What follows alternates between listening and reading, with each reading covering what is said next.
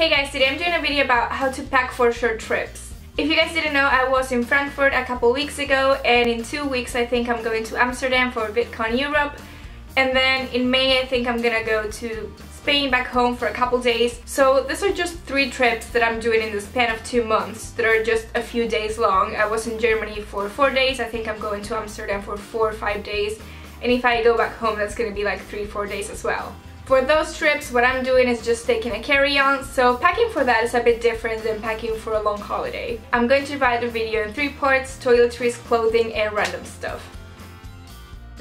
So let's start with toiletries. I always think I'm going to forget something. I don't know about you guys, but if you use a lot of different products and a lot of makeup and things like that, for me it's always like I'm forgetting something. So my first tip to not forget anything is the day before, like 24 hours before, if you do morning and night routine, and whatever you use, just set aside.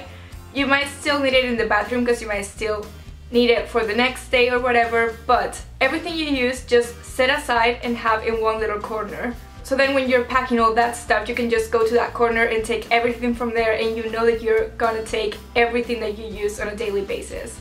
Obviously, if you're going away for a short period of time, you might only have your carry-on, and for that you need to have your toiletries in small places. My tip is obviously to depot some of that stuff into smaller containers.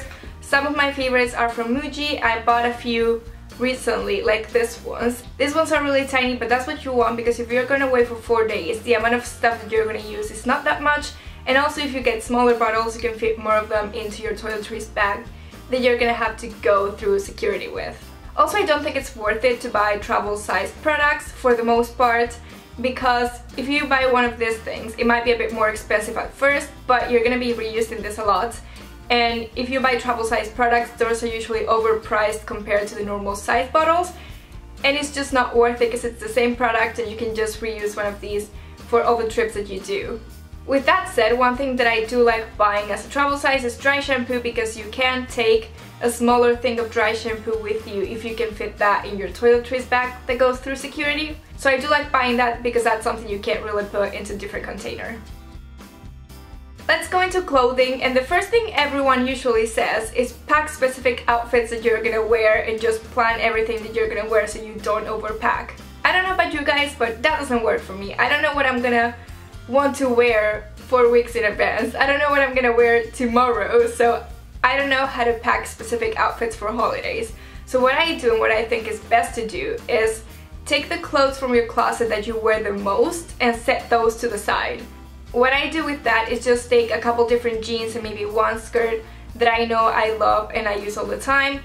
And for the tops, I just take one for each day. So just if I'm going away for 5 days, I take 5 tops, because I know that's the amount that I'm gonna wear. Sometimes I think I'm gonna wear different stuff on holiday, but to be fair, what I do and what happens to me the most is that I just want to wear the stuff that I wear all the time, because that's my favorite clothing and that's the things that I like wearing, that I'm most comfortable with. Unless there's something specific that you really want to wear a specific day, just pull the stuff from your closet that you wear the most and just take that on holiday with you, because that's probably what you're gonna want to wear. By doing that, I feel like even if you don't know what you're gonna wear, if you take the stuff that you love the most, there's a higher chance that you're gonna want to wear that stuff, if you know what I mean. So that's my tip right there. Now I'm gonna go into random, and the first thing that I cannot stress how important this is that you put the heavier stuff at the bottom of the suitcase. I know sometimes it's really easy to just open the suitcase, throw everything in there, and just don't worry about it, you just organize it there, but that suitcase, especially if it's a carry-on and you're gonna have to walk with it, is gonna go vertical at some point. And I know that's very obvious, but a lot of people don't do this, and if you're at the airport and you see a lot of suitcases falling, you know when that happens, you've seen that before. People are walking around, their suitcases on the side, and suddenly it falls. That's because the heavier stuff is not at the bottom. And I know it seems really stupid that I'm saying this, but if you put your shoes, your hair tools and things like that in the side that's gonna be the bottom of the suitcase, it's gonna be a lot easier to carry it around the airport and to put it on top of the overhead things that you have on the plane and stuff like that. It's gonna be a lot easier to move. It's not gonna fall if it's just standing there, and honestly, just trust me, if you don't do this already, do it that way and think about what's going on the top of the suitcase and what's going at the bottom of the suitcase.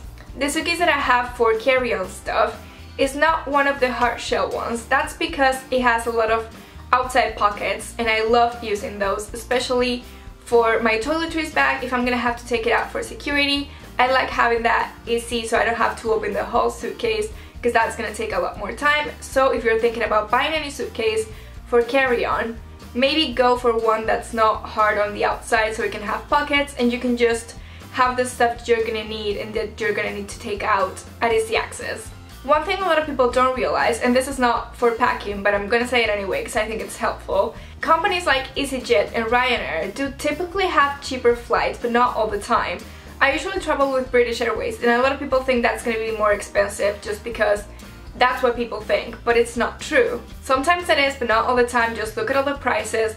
What I like doing is going with British Airways just because if you're only gonna travel with carry-on, if you go on that airline, you can take your suitcase and then you can take a backpack or a handbag or something. Whereas if you go with Ryanair or EasyJet, you're gonna have to put your handbag inside the suitcase when you go in, so that's gonna make you not have as much space for your clothes and stuff. Even if you have to pay an extra 10-15 pounds, I think it's worth it to be able to have another item with you and stuff like that. That's gonna be everything for my video today. If you guys liked it, please give it a thumbs up and don't forget to subscribe, and I will see you guys later with another video. Bye!